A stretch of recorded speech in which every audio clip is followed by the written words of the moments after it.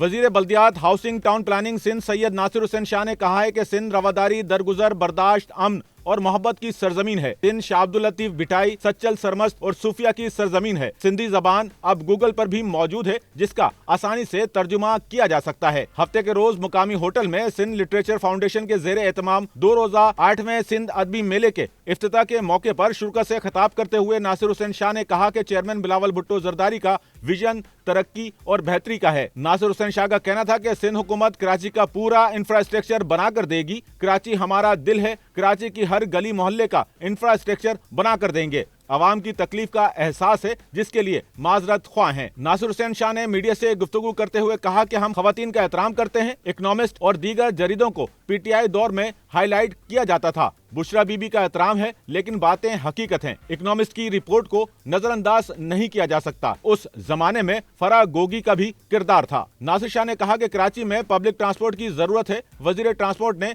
बसों में मजीद इजाफा किया है। जल्द ही अवाम का ये मसला भी हल हो जाएगा।